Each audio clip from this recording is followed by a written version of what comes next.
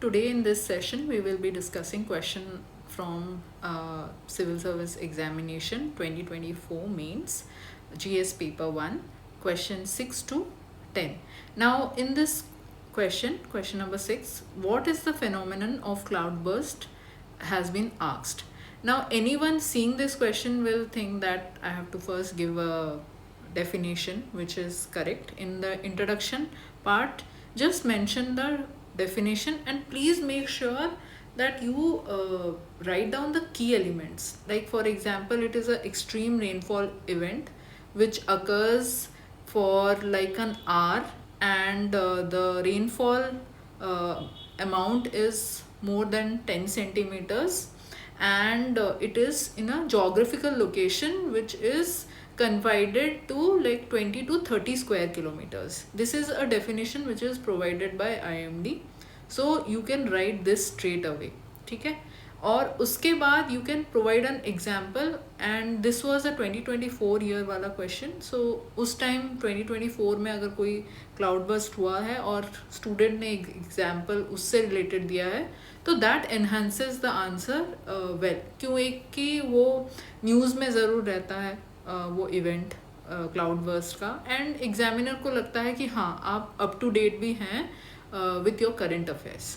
तो एक एग्जाम्पल दे दीजिए, because this answer has been written just recently. तो मई 2025 में रामपुर हिमाचल प्रदेश में एक क्लाउड बर्स्ट हुआ था, उसका मैंने यहाँ पे एग्जाम्पल लिख दिया. अभी अगर ये सेम क्वेश्चन इस साल भी आ गया तब आप अगेन इस साल का एक फेमस एग्जाम्पल दे सकते हैं. नाउ क्वेश्चन बहुत फेयरली सिंपल दिख रहा है कि एक आप डेफिनेशन लिख दो, ख़त्म हो गया. ठीक है, नहीं, लेकिन यहाँ पे और एक की वर्ड अटैच हुआ है, एक्सप्लेन. अभी ये एक्सप्लेन में आपको यहाँ पे यहाँ क्लाउड बर्स्ट का मैकेनिज्म लिखना पड़ेगा. सो एक आपको मॉइस्चर कंटेंट चाहिए, पॉइंट वो सबसे पहले बनेगा. ठीक है, मॉनसूनल विंड्स या फिर लार्ज वाटर बॉडीज़ वो एक प्रोवाइड करते हैं इसके लिए एक बहुत बड़ा पैरामीटर. सेकेंड, स्ट्रॉन्ग कन्वेक्शन की ज़रूरत होती है. ठीक है, अपवर्ड मूवमेंट चाहिए वार्म एयर का. ठीक है, उसके बाद एटमॉस्फेरिक इंस्टेबिलिटी होती है which will aggravate with a mountain barrier, तो इसे ओरोग्राफिक लिफ्ट कहा जाता है. और ये सारे पॉइंट्स आप लिखते वक्त एक छोटा सा डायग्राम भी कर सकते हैं जहाँ पे ये दिखा सकते हैं कि किस तरह ओरोग्राफिक लिफ्ट होता है, और फिर आप साइड बाय साइड पॉइंट्स भी लिखते जाएं. ठीक है, all these things should be done in a matter of like 2 to 3 minutes. ठीक है, फिर आपको लिखना है कि एयर पार्सल फॉर्म होता है, क्यूमुलोनिम्बस क्लाउड्स फॉर्म होते हैं. ये भी एक इम्पॉर्टेंट एस्पेक्ट है. अगर क्यूमुलोनिम्बस क्लाउड्स ना फॉर्म हो के नॉर्मल क्लाउड्स फॉर्म होंगे, ठीक है, तो उसमें आपको ये फेनोमेना दिखने को नहीं मिलेगा, क्योंकि रेनफॉल 10 सेंटीमीटर पर आवर का लेवल क्रॉस ही नहीं करेगा. ठीक है, तो ये सारे इम्पॉर्टेंट पॉइंट्स जो ऑलरेडी अंडरलाइंड भी है वो आपको मेंशन करना है अपने पॉइंट्स लिखने के टाइम, तब ये आंसर मतलब होलिस्टिक लगेगा. बट अभी यहाँ पे और एक कैच भी है. आपको लगेगा कि मैंने डेफिनेशन दे दिया, मैकेनिज्म बता दिया, क्योंकि यहाँ पे एक्सप्लेन कहा गया है, तो मेरा आंसर यहाँ ख़त्म हो गया. नहीं, व्हाट इज़ द फिनोमिनन पूछा है. वो डायरेक्टली ये भी पूछ सकते थे एग्जामिनर सिविल सर्विस एग्जाम के कि व्हाट इज़ द और व्हाट इज़ क्लाउड बर्स्ट. ठीक है, फेनोमेनन वर्ड क्यों लिखा गया है, क्योंकि देखिए फेनोमेनन का मतलब होता है एक फैक्ट या situation which is observed and which cause, मतलब उसका जो कॉज है और एक्सप्लेनेशन है वो अभी भी क्वेश्चन में है. क्यों होता है ये पर्टिकुलर क्लाउड बर्स्ट, ये अभी भी मतलब मैकेनिज्म तो पता है, बट वहीं पे क्यों होता है, इतने कम जगह में क्यों होता है, वो किसी को नहीं पता है. ठीक है, तो आपका सेकेंड पार्ट जो आंसर का होगा, ठीक है, वाई अ फेनोमेनन, वो आपको लिखना पड़ेगा इस क्वेश्चन में. ठीक है, they are highly localised, short duration के लिए होता है. ठीक है, उसके बाद सडन डेवलपमेंट होता है क्यूमुलोनिम्बस क्लाउड्स का, और इसको डिफ़िकल्टी होती है एक मॉडल में प्रेजेंट करने के लिए. ये कॉम्प्लेक्स वेदर सिचुएशन है, इसीलिए इसको एक मॉडल के रूप में प्रेजेंट भी नहीं किया जा सकता है। एंड फोर्थ पॉइंट होता है वेदर सैटेलाइट्स भी इसको डिटेक्ट करने में कामयाब रहते हैं, तो फोरकास्टिंग हो ही नहीं सकती है। और एक सिंपल लास्ट में आप पॉइंट लिख सकते हैं कि ये लीड करता है landslides, flash floods, mud flows के ऊपर।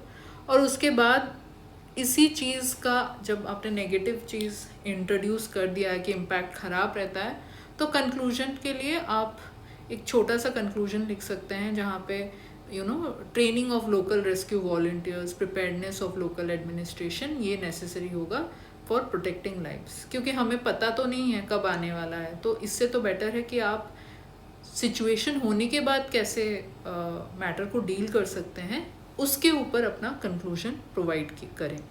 तो इसीलिए जब आप ये क्वेश्चन देखेंगे ना, और please be very careful while reading the question paper. Explain तो कह दिया, तो आपने मैकेनिज्म तो बता दिया, बट फेनोमेनन क्यों लिखा हुआ है, ये आपका सबसे मन में पहला क्वेश्चन आना चाहिए था after explaining the cloud burst का मैकेनिज्म। अभी हम सेकेंड नेक्स्ट क्वेश्चन पे चलते हैं। Question number 7, what is the concept of demographic winter and is the world moving towards such a situation. Fairlie simple, आपको अगेन डेमोग्राफिक विंटर का introduction दे दीजिए। Now ये जो वर्ड मैंने पहली बार देखा, मुझे भी ये मैंने कहीं पढ़ा नहीं था, तो पहले आपको एक मन में आएगा कि डेमोग्राफिक विंटर क्या है। ठीक है, demography is related to population, वो आप समझ सकते हैं। ठीक है, विंटर का हमेशा नेगेटिव कनोटेशन होता है। ठीक है, विंटर ये दर्शाता है कि एक साल का एंडिंग विंटर से होता है। ठीक है, तो आप भी ये एसेस कर सकते थे कि डेमोग्राफिक विंटर का मतलब नेगेटिव कनोटेशन से कुछ होगा, और प्लस ये भी कुछ एजिंग से रिलेटेड होगा, अगर भी आपको ठीक से नहीं पता होता कि इसका डेफिनेशन क्या है, और अगर आप इस पे एक गेस वर्क पे डिफाइन करना चाहते हैं। ठीक है, तो फिर आप ये लिख सकते हो कि demographic winter refers to a sustain period of low fertility rates which leads to population decline and ageing of general population. यहाँ पे इसके फीचर्स भी थोड़ा लिख दीजिए, क्योंकि यहाँ पे कॉन्सेप्ट पूछा है, व्हाट इज कॉन्सेप्ट पूछा है, तो आप डेफिनेशन के बाद थोड़े फीचर्स भी दीजिए कि डेमोग्राफिक विंटर्स में आपको क्या देखने को मिलता है। नंबर 1, फर्टिलिटी रेट जो है वो बिलो रिप्लेसमेंट लेवल हो जाता है, जो 2.1 है विमेन के लिए।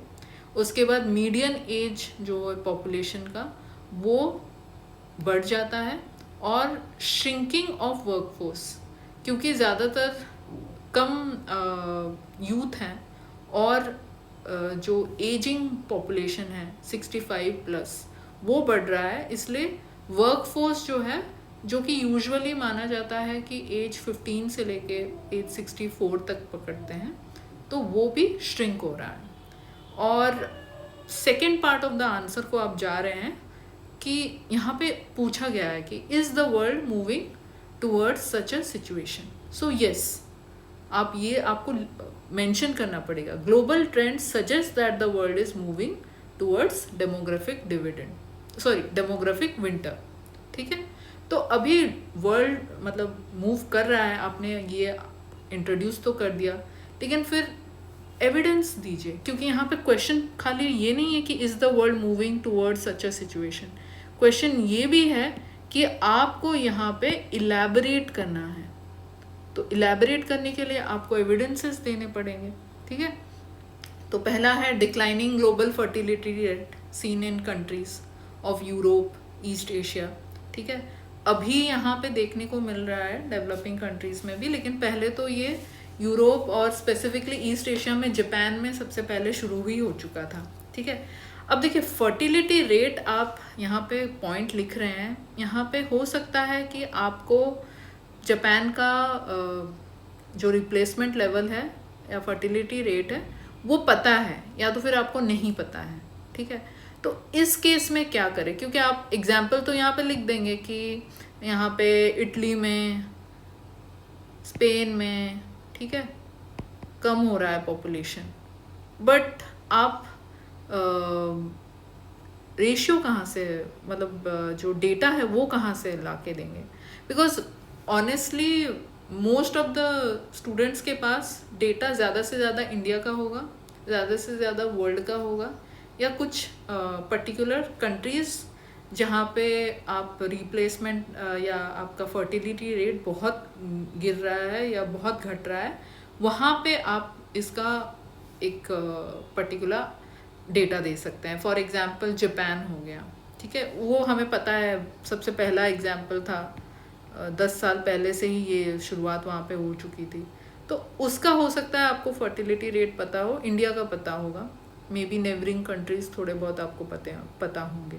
उसके अलावा यूएसए का क्या है, पूरे वर्ल्ड का क्या है, ये ज़्यादातर डेटा हम नहीं रखते हैं।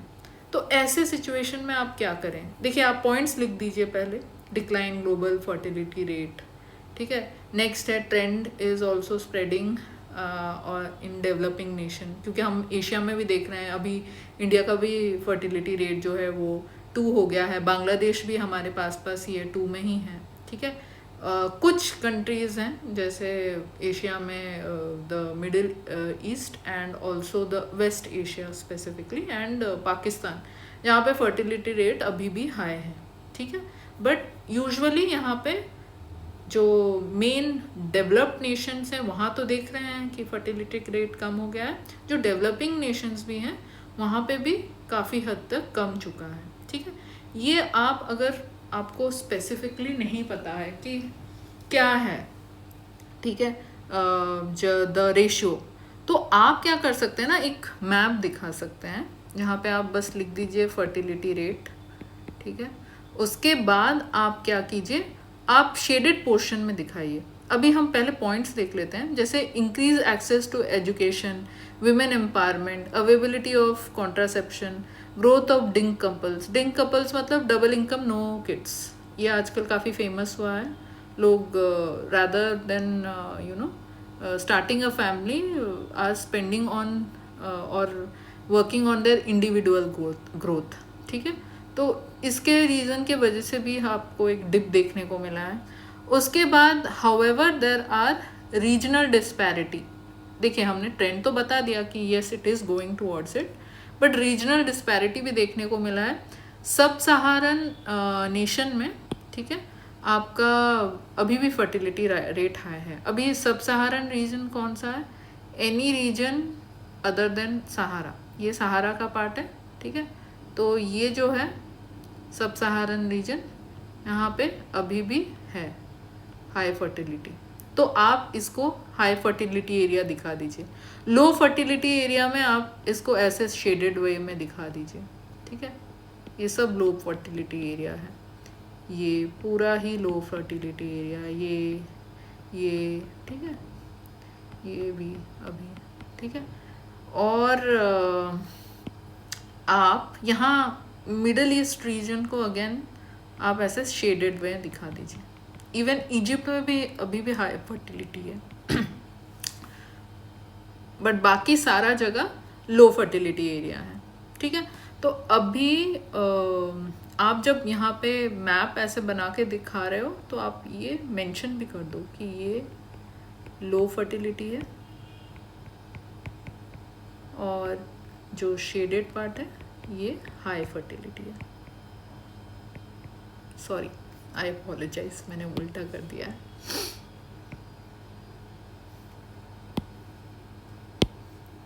जो शेडेड पार्ट है इसमें अभी भी लो फर्टिलिटी रेट है और ये डॉटेड पार्ट्स जो है इसमें हाई फर्टिलिटी रेट है।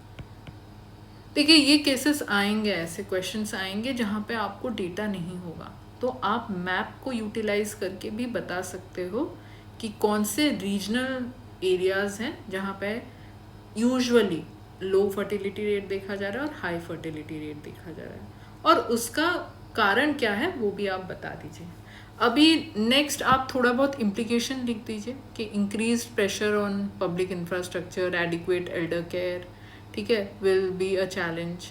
और उसके बाद उसको टैकल करने के लिए आप क्या कर सकते हैं वो कंक्लूजन में वे फॉरवर्ड टाइप का एक कंक्लूजन दे दीजिए कि geopolitical and political adjustment like pro-natalist incentives, encouraging immigration, investing in automation, AI will serve well to address the issues.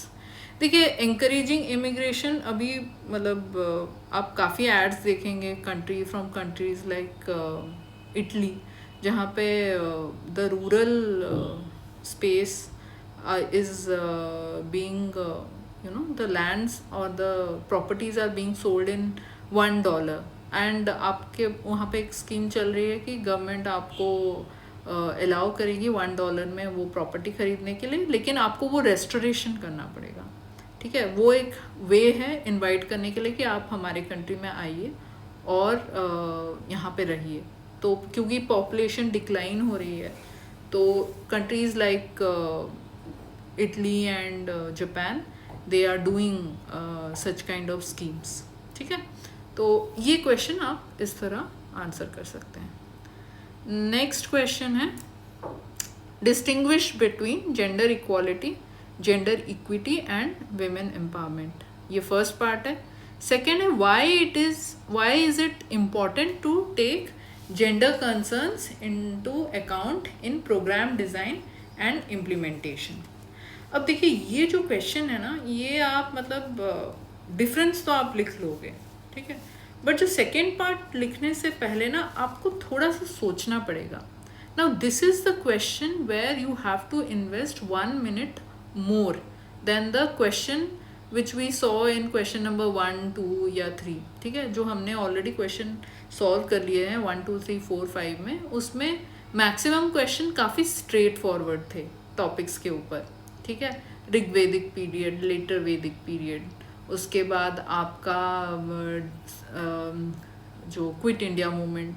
तो ऐसे क्वेश्चंस में ना आपको ज़्यादा नहीं सोचना पड़ेगा. तो वो जो क्वेश्चंस आ रहे हैं जहाँ पे स्ट्रेट फॉरवर्ड आपको आंसर्स लिखने हैं, ठीक है, तो वहाँ पे आपको सिर्फ 4 या 5 मिनट्स ही टाइम में पूरा क्वेश्चन का आंसर 10 मार्कर्स के लिए ख़त्म करना है. क्यों? क्योंकि जो वहाँ आप सेव कर रहे हैं 1 minute या 2 minutes, वो ऐसे टाइप के क्वेश्चन जहाँ आपको थोड़ा सोचना पड़े वहाँ इन्वेस्ट कर पाएँ. ठीक है, जैसे for example usually for to write a 10 marker question the toppers do take 6 to 7 minutes. That is what we have observed. But in case the question is so direct, try to finish it within 4 to 5 minutes. And if it is a straightforward questions like we saw in question number 1, 2, 3, then तो आपको इतना invest ही नहीं करना है वहाँ time. अगर invest कर रहे हैं मतलब इतना याद रखिए कि जो बाद के क्वेश्चंस आएंगे क्वेश्चन नंबर 8, 9, 10 या फिर इनफैक्ट 15 मार्कर्स में क्वेश्चन नंबर जो 19, 20, वो यूजुअली थोड़े सोचने वाले होते हैं. और ये सिर्फ इस सब्जेक्ट में नहीं है, जीएस पेपर 1 में नहीं है. If you go to GS paper 2, even 3, similar kind of trend is seen कि जो बाद के क्वेश्चंस हैं 10 मार्कर्स में और बाद के क्वेश्चंस हैं 15 मार्कर्स में, उसमें आपको थोड़ा सा सोचना पड़ेगा कि क्या इसमें पॉइंट्स लिखें या कौन से 2 टॉपिक्स को कंबाइन करके आप इस आंसर को एड्रेस करें. ठीक है, तो इस क्वेश्चन के लिए फॉर एग्जांपल आपने इंट्रोडक्शन एक दे दिया. ठीक है, you can read, pause the video, read it, and from this video onwards I will try to finish all the discussion within like 20 minutes. ज़्यादा हम टाइम वेस्ट ना करें. इनफैक्ट आप इस वीडियो को 2x स्पीड में भी देख सकते हैं ताकि you can go through the important points like how to write answer as like fast as possible. अभी जब हम जाते हैं first part of the answer this question का, तो डिस्टिंग्विश पूछा गया है. अब सिंपल डेफिनेशन दीजिए. ठीक है, जेंडर इक्वालिटी का, जेंडर इक्विटी का एंड एम्पावरमेंट का आपने दे दिया डेफिनेशन. और जैसे जेंडर इक्वालिटी का, all individual regardless of the gender have equal rights, opportunity, resources and responsibility. Gender equity का भी दे दिया आपने, to compensate for historical and social disadvantage एक पर्टिकुलर जेंडर फेस किया है in the past. An undue advantage is provided in the present times. ठीक है, women empowerment के लिए process of gaining और increase of power and control over the own lifes and ability to make strategic life choices. ठीक है, ये आपने यहाँ पे दे दिया वुमेन एम्पावरमेंट का। बट एक एग्जाम्पल भी दे दीजिए, क्योंकि एक एग्जाम्पल देंगे तो वो एक सेकेंड पॉइंट काम करेगा, मतलब एक डिफरेंस की तरह। ठीक है, एग्जाम्पल क्या है? जेंडर इक्वालिटी का, all genders enjoy equal rights to vote. उसके बाद सेकंड आपका जेंडर इक्विटी का, आईएम में जो वहाँ पे रिजर्वेशन तो नहीं कहेंगे, बट विमेन को एक जेंडर डाइवर्सिटी पॉइंट्स दिया जाता है। ठीक है, अभी देखिए ये एग्जाम्पल मैंने सोच के लिखा है, आप अपना जो भी प्रिपरेशन के टाइम आपको लगेगा कि मेरा एग्जाम्पल ज़्यादा बेटर है, वो यूटिलाइज कीजिए। For example there is one more example of gender equity, जहाँ पे like there are certain state governments in our country जिन्होंने ना कि एजुकेशन में but also in the profession या गवर्नमेंट जॉब्स में आपको रिजर्वेशन दिया है विमेन को। For example Bihar, Orissa, you can write these example. ठीक है, अगर आपका खुद का स्टेट गवर्नमेंट भी वही अप्लाई करता है तो आप अपने स्टेट गवर्नमेंट का भी एग्जांपल ले सकते हो। विमेन एम्पावरमेंट में women forming cooperatives, another very like society based, अगर आप कहेंगे विमेन एम्पावरमेंट का एक साइन है, आप कह सकते हैं, या एग्जाम्पल की तरह लिख सकते हैं कि women choosing their own partners. ठीक है, लाइफ पार्टनर्स अगर चूज करें वो भी एक साइन ऑफ विमेन एम्पावरमेंट है। अब नेक्स्ट क्वेश्चन पे आ जाते हैं, क्वेश्चन नंबर 8 पे ही, सेकेंड पार्ट पे। Why is it important to take gender concern into account in the programme design and implementation. अभी आप यहाँ पे जब पॉइंट्स लिखेंगे ना, जैसे यहाँ पे मैंने लिखा कि पॉइंट 1 लिखा, इंश्योरिंग, क्यों लेना है, मतलब इंटीग्रेट करना है जेंडर कंसर्न, क्योंकि ensuring programme effectiveness and its relevance, कि एक जो पॉलिसी है या प्रोग्राम है वो इफेक्टिव है या रेलेवेंस है कि नहीं, उसको इंश्योर करने के लिए आपको जेंडर कंसर्न्स मतलब इंटीग्रेट करना पड़ेगा। ठीक है, तो अभी अगर आप ये देखा जाए कि आपको एक एग्जाम्पल देना है यहाँ पे सप्लीमेंट करने के लिए आपका पॉइंट जो आप रख रहे हैं, क्योंकि अगर आप बस लिख दिए कि ensuring programme effectiveness and relevance, तो एग्जामिनर को लगेगा कि कैसे, क्योंकि क्वेश्चन है वाई। ठीक है, वाई आप कैसे इसको सप्लीमेंट करेंगे या कैसे एविडेंस प्रूव करेंगे। तो आप जब एग्जाम्पल लिख रहे हो, जैसे यहाँ पे मैंने एक एग्जाम्पल लिया है ट्रांसजेंडर का। ठीक है, अभी देखिए और एक चीज़ है, यहाँ आप जब जेंडर इक्वालिटी, जेंडर इक्विटी और विमेन एम्पावरमेंट का बात कर रहे हैं, तो जेंडर इक्वालिटी और जेंडर इक्विटी में सिर्फ मेल और फीमेल नहीं आते हैं। ठीक है, ट्रांसजेंडर भी एक फॉर्म ऑफ जेंडर है। ठीक है, तो आप जब एग्जाम्पल लिख रहे हैं यहाँ पे सोच लीजिए कि सेकेंड पार्ट में आप 5 टोटल आपने पॉइंट्स लिखे, तो 5 में से एटलीस्ट 2 ऐसे पॉइंट्स लिखिए जहाँ पे आप ट्रांसजेंडर के एग्जाम्पल दे सकें। ठीक है, तो पहले पॉइंट में मैंने लिखा mental health programme addressing anxiety among youth might be irrelevant for issues faced by transgender, क्योंकि जो ट्रांसजेंडर चिल्ड्रन का कुछ डिफरेंट ही इश्यूज होते हैं, फैमिली रिजेक्शन, ठीक है, जेंडर कन्फ्यूजन, उनको कन्फ्यूजन होता है कि वेदर दे आर मेल और फीमेल। तो अगर आप मतलब मेंटल हेल्थ प्रोग्राम में सिर्फ अगर बेस करके करेंगे अपना policy formulation only for male child और female child, then that will be not effective. तो ये आपको समझना पड़ेगा। अब देखिए ये जो एग्जाम्पल मैंने लिखा है ये आपको मतलब 10 सेकेंड्स में आप नहीं सोच सकते हैं, इसीलिए आपको हमेशा अपने माइंड में भी जब आप पर्टिकुलर नोट्स पढ़ रहे हैं तो आपको वो अपने आप को भी पूछना पड़ेगा कि ये मैं कहाँ पे यूटिलाइज कर सकता हूँ। ठीक है, कोई पॉइंट या कोई स्कीम या पॉलिसी, तब जाके आप ऐसे टाइप के डिफरेंट क्वेश्चंस में आंसर्स लिख सकते हैं अच्छे से। नहीं तो फिर आप 1 या 2 पॉइंट के बाद ही मतलब गिव अप कर लेंगे और ये आंसर कंप्लीट ही नहीं होगा। ठीक है, सेकेंड पॉइंट पे चलते हैं, promoting social justice, upholding human rights. तो यहाँ पे फॉर एग्जांपल गवर्नमेंट हाउसिंग का स्कीम अगर है तो कुछ कोटा होमलेस विडोज के लिए रख दिया जाए। ठीक है, फिर third point, enhancing sustainability and broadening the impact of the particular programme. For example अगर एक कम्युनिटी बेस्ड वाटर सेंटर बनाया जा रहा है तो आप देखेंगे कि मैक्सिमम टाइम क्या होता है कि जहाँ पे भी गवर्नमेंट सर्वेंट ने डिसाइड कर दिया, depending on the feasibility of the project, वहीं पे ही वो कम्युनिटी बेस्ड वाटर प्रोजेक्ट शुरू हो जाएगा, विदाउट थिंकिंग दैट कि विमेन जो प्राइमरी कलेक्टर होती हैं वाटर की, उनसे सलाह मशवरा या उनके बारे में सोचे बिना, ठीक है। तो ऐसे केस में वो जो प्रोग्राम या प्रोजेक्ट है उसका आपको कैसे मिल सकता है मतलब पॉजिटिव इम्पैक्ट।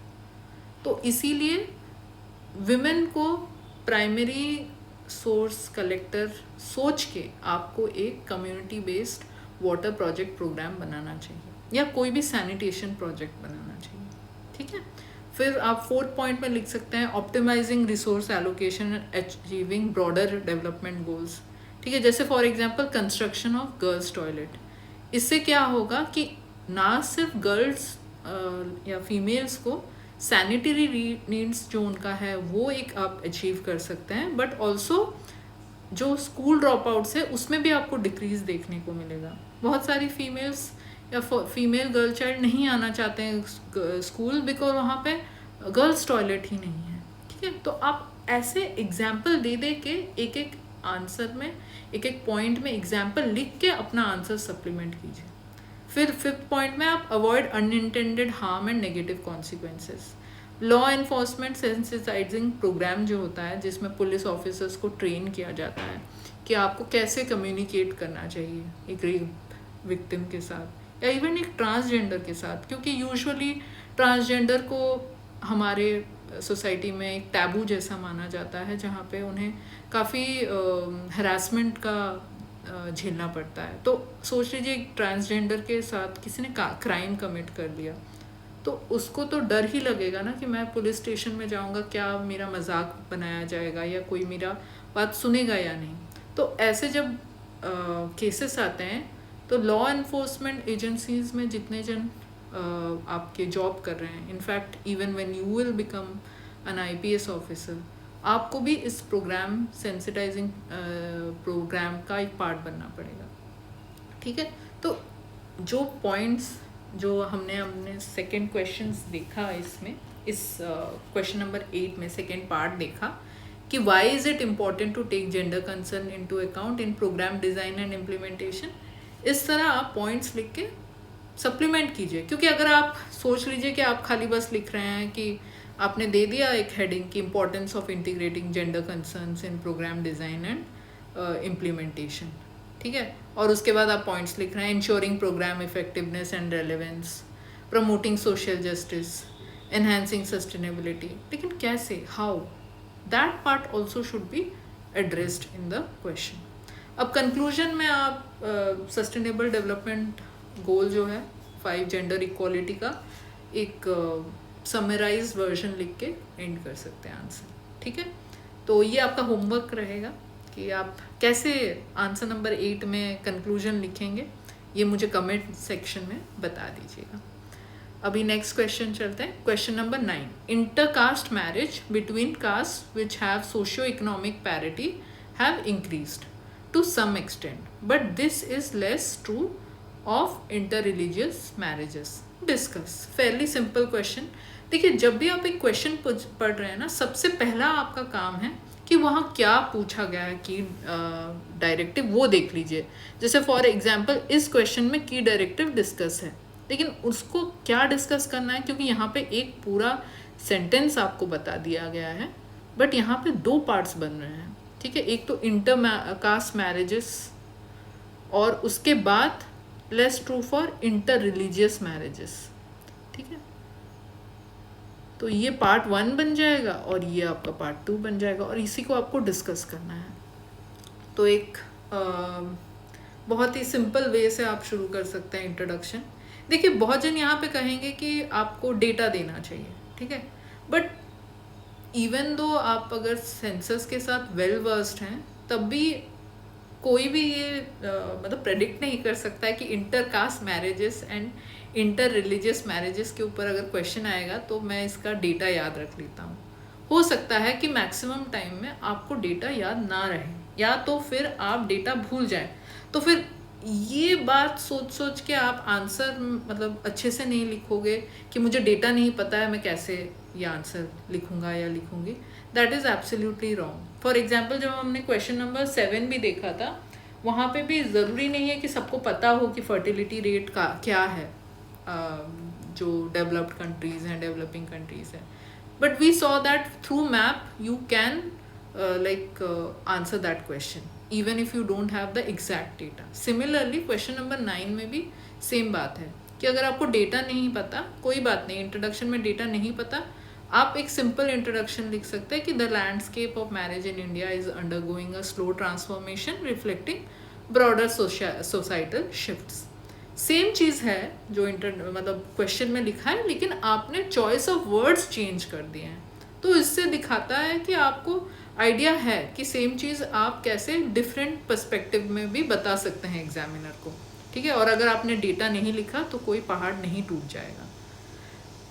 मेन फोकस यहाँ पे रहना चाहिए आपको दो पार्ट ऑफ द आंसर्स में, कि इंटरकास्ट मैरिजेस बिटवीन कास्ट ये कैसे बढ़े हैं, और इंटर रिलीजियस के केस में ये क्यों इतने कम हैं अभी भी, वो आपको ज़्यादा फोकस में रखना चाहिए। तो हम वही देखते हैं पार्ट 1 में, फैक्टर्स फैसिलिटेटिंग इंटरकास्ट मैरिजेस। देखिए अगर आप इतना बड़ा लिखने वाले हैं ना, मतलब जो कहते हैं सब हेडिंग या हेडिंग कि intercaste marriages between caste which have socio economic parity have increased in the following वे, इतना बड़ा अगर आप लिखेंगे तो मतलब आपका वहीं पे ही 20-30 वर्ड्स चला गया, और ये 10 मार्क्स का क्वेश्चन है, 150 वर्ड्स में लिखना है। मैक्सिमम आपको पॉइंट्स में ही अपना वर्डिंग यूटिलाइज करना चाहिए, ठीक है। तो पॉइंट नंबर 1 देखते हैं, growth of urbanisation, higher education, ठीक है, ये डाइल्यूट कर दिया आपका caste barrier. Economic upward mobility, ठीक है, ये इंकरेज करता है क्लास प्रेफरेंस ओवर कास्ट, ये देखने को मिला है। कॉस्मोपॉलिटन जो कल्चर है हमारा, ये भी कास्ट रिजिडिटीज़ को थोड़ा सा कम कर दिया है इन सम सर्टन प्रोफेशंस। जैसे आप अगर देखोगे सिविल सर्वेंट्स जो है वो प्रेफर करते हैं सिविल सर्वेंट्स को ही मतलब मैरिज में। तो इससे क्या होता है कि दे डोंट सी कि आपका मतलब क्या रैंक था या क्या कास्ट था, दे जस्ट सी दैट कि okay I will also be busy, whether my life partner वो अपना ख्याल रख सकती हैं या नहीं, या रख सकता है कि नहीं। तो बेटर रहता है कि आप सिविल सर्वेंट से ही, यूजुअली चॉइस यही रहता है कि आप सिविल सर्वेंट को ही चूज़ करते हो, ठीक है। एंड डॉक्टर्स के केस में भी वही देखा जाता है। डॉक्टर एक बहुत ही being a doctor is also a very demanding profession.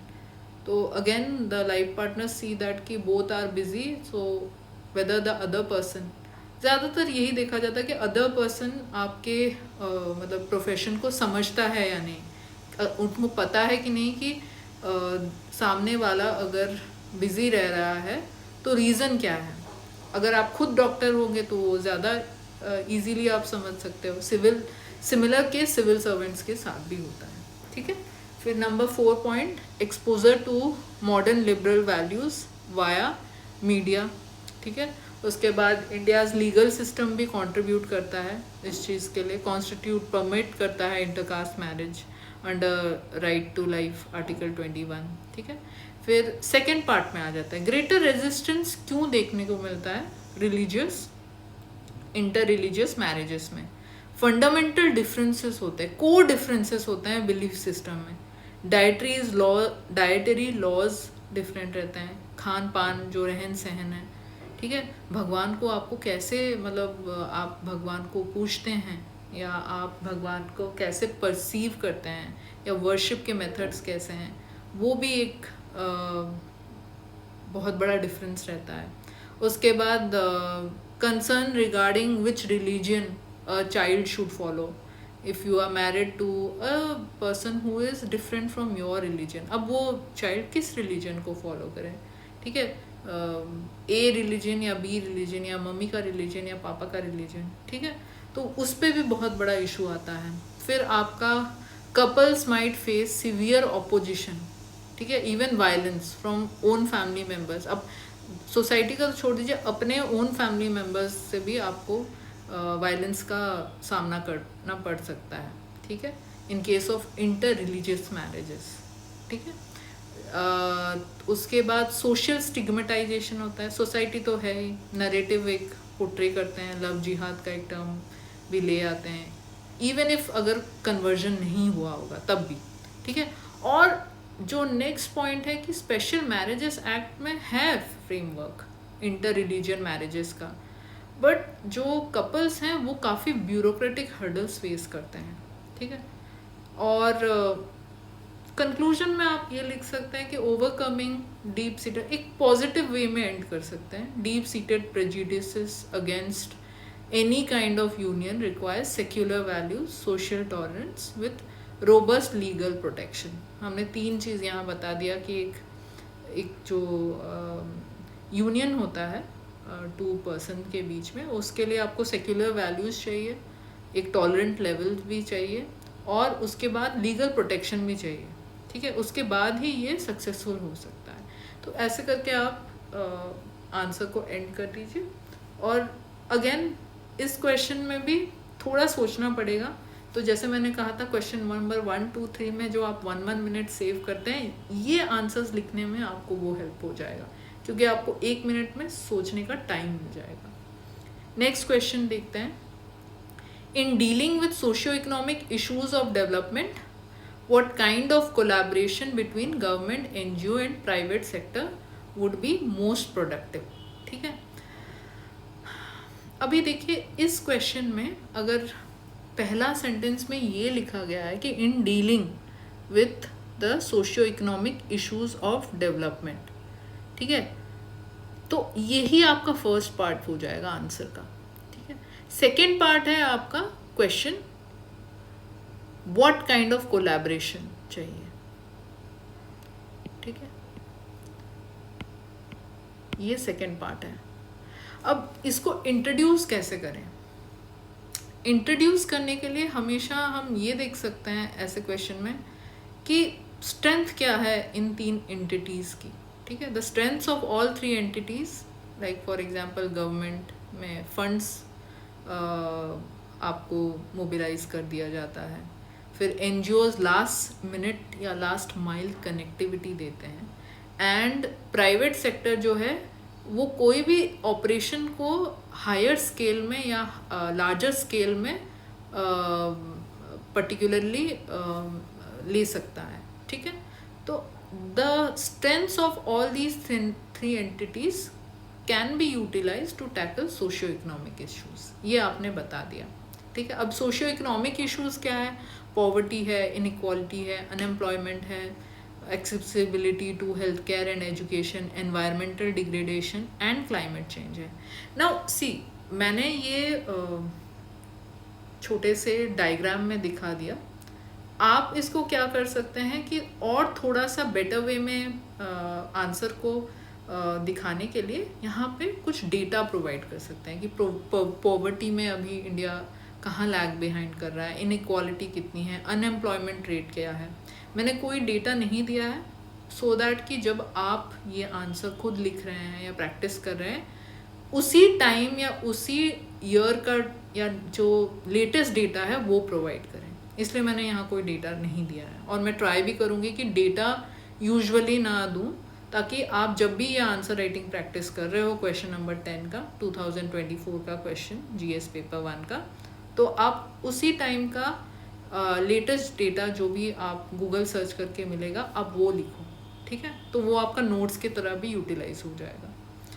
अब फ्रेमवर्क देखते हैं, क्या कोलैबोरेटिव फ्रेमवर्क हो सकता है। अब आप हर पॉइंट में ना, जब भी आप लिख रहे हो ना, कोलैबोरेशन आपको दिखाना है, तभी जाके ये क्या बोलते हैं, ये आंसर कंप्लीट वे में माना जाएगा। अगर आपने सिर्फ गवर्नमेंट और एनजीओ का दिखाया, एनजीओ और प्राइवेट सेक्टर का दिखाया, तो नहीं है। व्हाट काइंड ऑफ कोलैबोरेशन पूछा गया है। तो पहला कोलैबोरेशन हम देखते हैं, शेयर्ड विजन होना चाहिए, एक अलाइंड ऑब्जेक्टिव होना चाहिए टू टैकल मैल न्यूट्रिशन, ठीक है। तो एक हमने सोशियो इकोनॉमिक इशू यहाँ पे ले लिया मैल न्यूट्रिशन का, ठीक है। तो वो पॉवर्टी या फिर आपका हेल्थ केयर से रिलेटेड हो जाएगा। एग्जाम्पल क्या है, गवर्नमेंट पब्लिक स्कूल्स में एनजीओ जो है वो ऑपरेशन हैंडल करेगा, जैसे कि अक्षय पात्रा करता है ये चीज़, ठीक है। प्राइवेट सेक्टर का क्या रोल होगा यहाँ पे, फूड प्रोसेसिंग कंपनी जो है वो under CSR responsibility can provide fortified foods like milk या एग, ठीक है। तो इस वे में आपने दिखा दिया कि हम टैकल कर सकते हैं मैल न्यूट्रिशन, ठीक है। तो आपको ये सब सोचने के लिए ना वो that 1 minute extra you will absolutely need, that you will save from writing the question number 1, 2, 3, 4 of this question paper in 4 to 5 minutes, क्योंकि आइडियली 6 to 7 minutes लेते हैं, बट अगर आपने 1 minute 2 minutes वहाँ सेव कर लिया तो ऐसे क्वेश्चंस लिखने के लिए आपको थोड़ा सा ईजी हो जाएगा। नेक्स्ट है पॉइंट, हम क्या लिख सकते हैं, clearly defined roles and leverage competency, ठीक है। तो कैसे रोल्स क्लियरली डिफाइंड होंगे, गवर्नमेंट के क्या होगा, provide certifications and skilling missions. NGOs क्या करेगा, आइडेंटिफाई करेगा ग्रास रूट लेवल पे टैलेंटेड यूथ कौन है। प्राइवेट सेक्टर क्या करेगा, after this certification is completed, skilling mission is completed, they will hire the youth for industrial training, और अगर उन्हें मतलब एक्ट लगा वो पर्सन तो लेटर एम्प्लॉयमेंट के लिए भी, ठीक है। थर्ड पॉइंट क्या हुआ, model ensuring mutual trust, transparency and accountability. अब यहाँ पे क्या करेगा government, allocates fund for open defecation free status in rural areas. Private sector क्या करेगा, शेयर्स कॉस्टिंग ऑफ इंफॉर्मेशन, कितना कॉस्ट लगेगा, फिर क्वालिटी इक्विपमेंट्स देना, ठीक है, जो ट्रक्स होते हैं या तो फिर जो मशीनरी यूटिलाइज होती है फॉर क्लीनिंग द रोड्स और स्वेरेज सिस्टम, उसके लिए प्राइवेट सेक्टर आपको मशीनरी प्रोवाइड करेगा। NGOs क्या करेगा, after the completion of all these things conduct social auditing of the project, ये NGO कर सकता है। तो देख रहे हैं आप रोल्स कैसे चेंज भी हो सकता है, क्योंकि NGOs are some NGOs and specifically bigger NGOs are well equipped to do social auditing part, ठीक है।